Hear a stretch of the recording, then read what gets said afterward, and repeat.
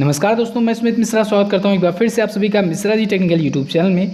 दोस्तों आज की इस वीडियो में हम लोग बात करेंगे 2020 में अभी तक जितने भी राजदूत और उच्चायुक्त की नियुक्ति हुई है, यानी कि एम्बेसडर्स और हाई कमिश्नर्स की नियुक्ति हुई है, उन सभी के बारे में। पूरी वीडियो ध्यान से देखिएगा, पूरी वीडियो आपको बहुत ही अच्छे से समझाई गई है और वीडियो देखने के बाद आप लोग लाइक एंड शेयर करना मत भूलिएगा।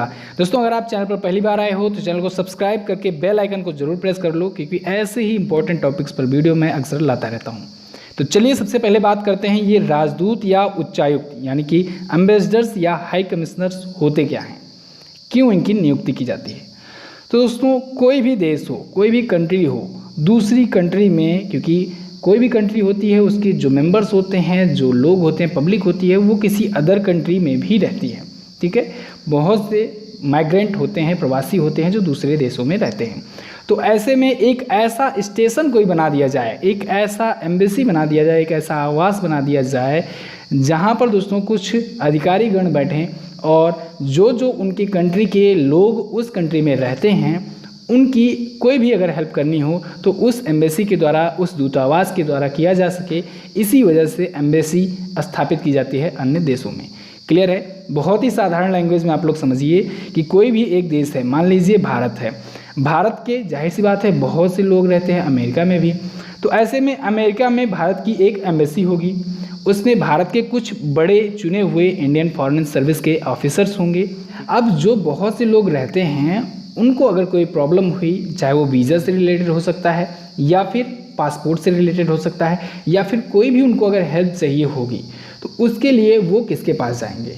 हो सकता है ये भी कि वहाँ की जो सरकार है, वहाँ की जो गवर्नमेंट है, वो इंडियंस का सपोर्ट ना करे। तो ऐसे में दोस्तों कोई भी देश हो, उसकी कंट्री में अदर कंट्री की एम्बेसीज होती हैं अगर वहाँ के नागरिक रहते हैं तो, जिससे उनकी हेल्प की जा सके अगर उनको कोई प्रॉब्लम आए तो, या फिर वीज़ा या पासपोर्ट वगैरह प्रोवाइड कराने में वो उनकी हेल्प कर सके, वहाँ की सरकार से मिल करके बातचीत कर सके। तो अब बात आती है कि ये जो दूतावास होता है यानी एम्बेसी जिसे कहते हैं, इस पर कौन कौन नियुक्त किए जाते हैं। तो इसमें दोस्तों इंडिया के जो टॉप मोस्ट ऑफिसर्स होते हैं, IFS रैंक के यानी कि इंडियन फॉरेन सर्विस रैंक के, उनकी नियुक्ति होती है। ठीक है, उनको एम्बेसडर्स बनाया जाता है। तो ऐसे में दोस्तों एक बड़ा IAS ऑफिसर वहाँ पर नियुक्त होता है जो कि एक एक्सपीरियंस्ड होता है, यहाँ से इंडिया से गया रहता है। तो इसमें इंडियन फॉरेन सर्विस के ऑफिसर्स की नियुक्ति होती है मोस्टली। ठीक है, इसको आपको ध्यान में रखना है। कोई भी, ना ही कोई मंत्री नियुक्त होता है, ना ही कोई अदर कैटेगरी का कोई ऑफिसर नियुक्त होता है। कोई छोटी मोटी रैंक का ऑफिसर वहाँ पर नियुक्त नहीं होता है। ठीक है, एज ए एम्बेसडर्स। ठीक है, अब बात करते हैं ये एम्बेसडर्स और हाई कमिश्नर में क्या अंतर होता है। तो देखिए दोस्तों, इसके पीछे का एक कॉन्सेप्ट है। कॉमनवेल्थ कंट्रीज़ के बारे में आप लोगों ने सुना होगा। कॉमनवेल्थ कंट्रीज़ यानी कि राष्ट्रमंडल देश। तो कॉमनवेल्थ की स्थापना जो हुई थी, मैंने आपको बताया था, इसमें 54 कंट्रीज़ हैं टोटल। अभी हाल ही में स्थापना दिवस मनाया गया था 24 मई को, इस पर हम लोग डिस्कस कर चुके हैं डेली करंट अफेयर वीडियो में। तो कॉमनवेल्थ कंट्रीज़ वो कंट्रीज़ हैं जहाँ पर कभी ना कभी ब्रिटिश शासन रहा था। उन कंट्रीज़ पर कभी ना कभी ब्रिटिश शासन रहा था, तो उन कंट्रीज़ के ग्रुप को कहा जाता है कॉमनवेल्थ। हालांकि एक दो देश हैं जो एक्सेप्शंस वगैरह हैं, उनको हमें ध्यान नहीं देना है। ठीक है, तो अगर किसी कॉमनवेल्थ कंट्री में किसी अदर कंट्री का कोई है एम्बेसी, तो वहाँ पर उच्चायुक्त नियुक्त किए जाएंगे, यानी वहाँ पर हाई कमिश्नर की नियुक्ति होगी। और जो कॉमनवेल्थ कंट्रीज़ की मेंबर नहीं हैं, वो कंट्रीज़ में राजदूत नियुक्त किए जाते हैं, यानी एम्बेसडर्स नियुक्त किए जाते हैं। फॉर एग्जाम्पल जैसे ऑस्ट्रेलिया ले लीजिए, ब्रिटेन ले लीजिए, श्रीलंका ले लीजिए। ठीक है, इन कंट्रीज़ में हाई कमिश्नर की नियुक्ति होगी। ठीक है, और अदर कंट्रीज़ में अगर बात करेंगे तो वहाँ पर राजदूत नियुक्त किए जाते हैं। क्लियर है? चलिए अब हम लोग देख लेते हैं कि 2020 से अभी तक, यानी कि जनवरी 2020 से अभी तक मई 2020 तक कितने इंपॉर्टेंट राजदूत और उच्चायुक्त यानी एम्बेसडर्स और हाई कमिश्नर की नियुक्ति हुई है। आई होप आपको यहाँ तक समझ में आया होगा। यहाँ तक अगर समझ में आया है तो वीडियो को जल्दी से लाइक कर दीजिए। तो चलिए सबसे पहले हम लोग बात कर लेते हैं सबसे पहले राजदूत की। ठीक है, जावेद अशरफ की। जावेद अशरफ जी को, इनको फरवरी 2020 में नियुक्त किया गया। फ्रांस में ये भारत के राजदूत बनाए गए हैं। ठीक है, फ्रांस में भारत के राजदूत बनाए गए, एम्बेसडर्स बनाए गए जावेद अशरफ। क्लियर है, इनको फरवरी 2020 में नियुक्त किया गया था। ये 1991 बैच के, 1991 बैच के IFS ऑफिसर हैं, इंडियन फॉरेन सर्विस के ऑफिसर हैं। क्लियर है? अगले हैं अभिषेक सिंह जी। अभिषेक सिंह जी को दोस्तों वेनेजुएला में भारत का राजदूत नियुक्त किया गया। इनको भी फरवरी मंथ में ही नियुक्त किया गया था। वेनेजुएला में इंडिया के एम्बेसडर्स हैं ये, ठीक है। कौन? अभिषेक सिंघवी।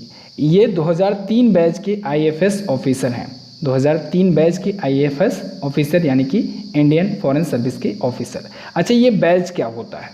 बैच मतलब ये होता है दोस्तों कि 2003 में वो IFS बने या IAS बने, जो भी बना होता है उस बैच का, उसे कहा जाता है IFS ऑफिसर, ठीक है। फॉर एग्जांपल, क्योंकि ये इंडिया लेवल का एग्जाम होता है UPSC, ओके। अब इसमें दोस्तों एक बैच में यानी कि एक वर्ष में एक बार जो रिजल्ट आया, उसमें उस बैच में जितने भी IFS ऑफिसर्स रहेंगे, उस हिसाब से हमें ये पता लग जाएगा, ये आइडिया लग जाएगा कि इस व्यक्ति के पास कितना ज़्यादा एक्सपीरियंस है इस सेक्टर में, ठीक है। अभी मान लीजिए आगे आता है 1988 बैच का और कोई आता है कि 2003 बैच का, तो आपको ऑब्वियस सी बात है पता लग जाएगा कि ये जो 1988 बैच वाला जो IFS ऑफिसर है उसके पास ज़्यादा एक्सपीरियंस है। क्लियर है? तो इसीलिए हम लोग बैच को भी थोड़ा सा ध्यान में रखते चलते हैं। चलिए अगला बात करते हैं। नेक्स्ट है कनाडा। कनाडा में दोस्तों भारत के उच्चायुक्त नियुक्त होंगे, ठीक है, क्योंकि कनाडा जो है ये कॉमनवेल्थ कंट्रीज का मेंबर है। तो इसमें अजय बिसारिया जी को भारत का उच्चायुक्त यानी कि हाई कमिश्नर नियुक्त किया गया है कनाडा में। कनाडा में भारत के हाई कमिश्नर अजय बिसारिया जी। कनाडा जो है कॉमनवेल्थ कंट्री का सदस्य है ही। चलिए अगला है गोपाल बागले। अब देखिए श्रीलंका है, श्रीलंका भी कॉमनवेल्थ कंट्री का ही मेंबर है, इस वजह से यहाँ पर भारत के उच्चायुक्त नियुक्त होंगे यानी कि हाई कमिश्नर नियुक्त होंगे। तो गोपाल बागले जी को नियुक्त किया गया है, ठीक है। अच्छा, मैंने आपको ये नहीं बताया अभी पिछले में अजय बिसारिया जी के। अजय बिसारिया जी 1987 बैच के 1987 बैच के IFS ऑफिसर हैं। नेक्स्ट है गोपाल बागले। गोपाल बागले जी दोस्तों ये 1992 बैच के IFS ऑफिसर हैं, इंडियन फॉरेन सर्विस के ऑफिसर हैं, ओके। चलिए अगले हैं विनय मोहन क्वात्रा जी। विनय मोहन क्वात्रा जी को अभी हाल ही में नेपाल में भारत के राजदूत नियुक्त किए गए हैं, नेपाल में भारत के एम्बेसडर नियुक्त किए गए हैं। और विनय मोहन क्वात्रा जी दोस्तों 1988 बैच के IFS ऑफिसर हैं, इंडियन फॉरेन सर्विस के ऑफिसर हैं। अगले हैं तरनजीत सिंह संधू जी। तरनजीत सिंह संधू जी दोस्तों अमेरिका में भारत के राजदूत हैं। इमेज में आपको दिख रहे हैं तरनजीत सिंह संधू, ये अमेरिका में इंडिया के एम्बेसडर हैं। क्लियर है? अच्छा, आपको वो पॉइंट समझ में आया कि नहीं कि एम्बेसडर्स कौन होते हैं, किस लिए होते हैं, ठीक है, ये आपको समझ में आना ज़रूरी है। तरनजीत सिंह संधू दोस्तों ये हैं 1988 बैच के IFS ऑफिसर, 1988 बैच के ये भी हैं, ओके। नेक्स्ट हैं A अजय कुमार। A अजय कुमार को दोस्तों युगांडा में भारत का उच्चायुक्त नियुक्त किया गया है। युगांडा में इंडिया के ये हाई कमिश्नर नियुक्त हुए हैं, ठीक है। 2001 बैच के ये हैं IFS officer, Indian foreign service के ऑफिसर, ओके। अच्छा, ये जो बैच है ये पूछा नहीं जाता है, इसको मैं वैसे आपके इन्फॉर्मेशन के लिए बता दे रहा हूँ, जैसे मैंने आपको बताया कि जिससे पता लगता है कि एक्सपीरियंस कितना है किसके पास, तो लेकिन ये पूछा नहीं जाता एग्जाम में, ठीक है, ये कोई ज़रूरी नहीं आपको याद रखना। चलिए अगला है संजय कुमार पांडा। संजय कुमार पांडा जी को दोस्तों तुर्की में भारत का राजदूत नियुक्त किया गया है। तुर्की में इंडिया के एम्बेसडर हैं संजय कुमार पांडा जी। ये सभी नियुक्तियां दोस्तों हुई हैं जनवरी 2020 से लेकर के मई 2020 के बीच में, तो आप लोग इसे ध्यान रखिएगा, ठीक है। अब जो लोग 2-3 महीने बाद इसको वीडियो देखेंगे हो सकता है कुछ और भी नाम तब तक जोड़ जाएं। अगला है TS तिरुमूर्ति। TS तिरुमूर्ति दोस्तों संयुक्त राष्ट्र में भारत के अस्थायी प्रतिनिधि बनाए गए हैं, यानी यूनाइटेड नेशंस में भारत के, इंडिया के ये परमानेंट रिप्रेजेंटेटिव हैं और एम्बेसडर हैं, ठीक है। ये 1985 बैच के 1985 बैच के IFS ऑफिसर हैं TS तिरुमूर्ति, और अभी हाल ही में दोस्तों इसी मंथ में इन्होंने अपना पदभार ग्रहण किया है। क्लियर है? TS तिरुमूर्ति, ये इंपॉर्टेंट नाम है, इसे याद रखिएगा। संयुक्त राष्ट्र कोई कंट्री तो है नहीं, ये तो यूनाइटेड नेशंस ऑर्गेनाइजेशन है, लेकिन एम्बेसडर्स एज ए एम्बेसडर्स ये भी यूज किए जा रहे हैं, तो इस वजह से मैं आपको इनको भी इंक्लूड कर दिया हूँ, ठीक है। लेकिन इसमें ये वाला एम्बेसडर्स और वो वाले एम्बेसडर्स में अंतर है, ठीक है। अगला है दीपक मित्तल। दीपक मित्तल को दोस्तों कतर में भारत का राजदूत बनाया गया। कतर एक देश है, आप सभी को पता है। यहाँ पर इंडिया के एम्बेसडर बनाए गए दीपक मित्तल जी। दीपक मित्तल दोस्तों 1998 बैच के 1998 बैच के IFS ऑफिसर हैं, इंडियन फॉरेन सर्विसेज के ऑफिसर हैं, और इन्हीं के ही बैच के एक और ऑफिसर हैं पीयूष श्रीवास्तव जी, जिनको भी इन्हीं के साथ ही में नियुक्त किया गया है। पीयूष श्रीवास्तव, इनको नियुक्त किया गया बहरीन में भारत का राजदूत पीयूष श्रीवास्तव को बनाया गया, दोनों को एक साथ ही नियुक्त किया गया था, और दीपक मित्तल जी को कतर में नियुक्त किया गया है। अच्छा, एक पॉइंट और, नियुक्तिकर्ता कौन है?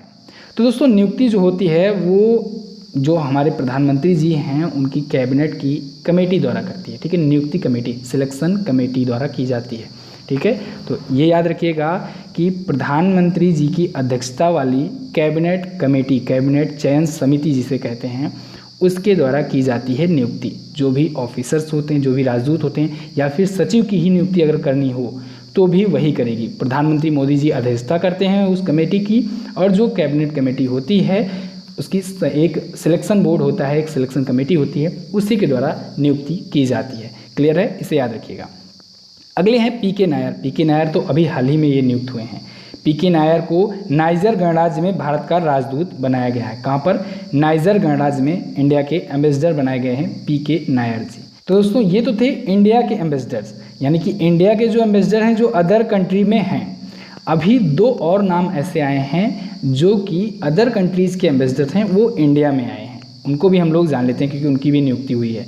यानी कि इंडिया में जो एम्बेसी है उस कंट्री की, जैसे ये ऑस्ट्रेलिया हो गया, तो भारत में ऑस्ट्रेलिया के एक उच्चायुक्त नियुक्त किए गए हैं, बैरी ओ फ्रेल जी, ठीक है। ये इंडिया में ऑस्ट्रेलिया के जो हाई कमिश्नर हैं उनकी जगह नियुक्ति हुई है, बैरी ओ फ्रेल की। क्लियर है। तो ऑस्ट्रेलिया भी कॉमनवेल्थ कंट्री का मेंबर है, मैंने जैसे कि आपको बताया शुरुआत में ही, इसी वजह से यहाँ पर हाई कमिश्नर की नियुक्ति हुई। क्लियर है। तो जो कि बनाए गए बैरी ओ फ्रेल। तो याद रखिएगा, अगर इंडिया का कोई होगा, अगर अदर कंट्री में नियुक्त हुआ तो इंडिया उसे नियुक्त करेगा क्योंकि वो इंडिया के लिए होगा। लेकिन ऑस्ट्रेलिया का कोई हुआ या किसी अदर कंट्री का हुआ, इंडिया में जो उस कंट्री की एम्बेसी है उसमें जो नियुक्ति होगी वो उस देश द्वारा डिसाइड किया जाएगा। अगला है फिलिप बार्टन। इनका भी नाम आपको याद रखना है। ये भारत में ब्रिटेन के हाई कमिश्नर नियुक्त किए गए हैं। ब्रिटेन ये कॉमनवेल्थ कंट्री का तो हेड है ही, लंदन में ही हेडक्वार्टर है कॉमनवेल्थ में, ठीक है। तो कॉमनवेल्थ कंट्रीज़ ब्रिटिश शासन की वजह से ही इसका जन्म हुआ, कॉमनवेल्थ ग्रुप बना, ठीक है। जहाँ जहाँ जिस कंट्री में ब्रिटिश शासन हुआ था उस कंट्रीज़ का को मेंबर बना दिया गया और एक संगठन बना दिया गया है कॉमनवेल्थ। ओके। तो फिलिप बार्टन जी जो कि ब्रिटेन के उच्चायुक्त हैं, हाई कमिश्नर है भारत में। क्लियर बिल्कुल। तो ये तो थे दोस्तों राजदूत और उच्चायुक्त यानी एम्बेसडर्स और हाई कमिश्नर से संबंधित कुछ इंपॉर्टेंट नियुक्तियाँ। कुछ क्या, जितनी भी इंपॉर्टेंट नियुक्तियाँ हुई हैं सभी को मैंने आपको बता दिया है। आई होप आपको ये वीडियो हेल्पफुल लगी होगी, पसंद आई होगी। अगर वीडियो आपको हेल्पफुल लगी है, पसंद आई है दोस्तों, जल्दी से वीडियो को लाइक कर दीजिए। और हाँ, हमारे एप्लीकेशन को आप लोग डाउनलोड कर लीजिएगा। वहाँ पर आपको इसकी PDF मिल जाएगी या फिर स्टडी मटेरियल कैटेगरी में मैं आपको इसको डलवा दूंगा। और आप लोग वहाँ पर हर प्रकार की क्विजेज़ दे सकते हैं बिल्कुल फ्री में। हर प्रकार की PDF बिल्कुल फ्री में डाउनलोड कर सकते हैं। ऑडियो रिवीजन भी पा सकते हैं। हमारी ई-बुक्स आप लोग डाउनलोड कर सकते हैं। और दोस्तों इंडिया में पहली बार सिर्फ 5 रुपये पे करने के बाद आपको मॉक टेस्ट मिल जाता है। कहीं पर आपको कोई भी पैकेज लेने की ज़रूरत नहीं पड़ेगी, कोई भी मंथली सब्सक्रिप्शन लेने की ज़रूरत नहीं पड़ेगी। आपको एक मॉक टेस्ट देना है तो आप एक मॉक टेस्ट भी सिंगल मॉक टेस्ट परचेज करके दे सकते हैं। तो आप लोग ये सारे फीचर्स पाएंगे Mishra ji technical MZT app पर। नीचे डिस्क्रिप्शन में दिया गया है ऐप का लिंक, टाइटल को टच कीजिएगा, डिस्क्रिप्शन बॉक्स ओपन हो जाएगा, उस ऐप को डाउनलोड कर लीजिएगा। या फिर गूगल प्ले स्टोर पर जा करके दोस्तों आप लोग Mishra ji technical MZT app search कीजिएगा, वहाँ पर मिल जाएगा एप्लीकेशन को जरूर इंस्टॉल कीजिए, निश्चित ही आपके लिए हेल्पफुल साबित होगा। तो दोस्तों इस वीडियो में बस इतना ही। कैसी लगी आपको वीडियो आप लोग कमेंट करके हमें जरूर बताइएगा। वीडियो अगर अच्छी लगी है तो लाइक करके हमारा उत्साह बढ़ाइए। साथ ही इन दोनों इंपॉर्टेंट वीडियोस को जरूर देख लीजिएगा और आने वाली वीडियोस का नोटिफिकेशन पाने के लिए सब्सक्राइब करके बेल आइकन को जरूर दबाएं। मिलते हैं किसी अन्य वीडियो में, तब तक के लिए नमस्कार, जय हिंद, वंदे मातरम।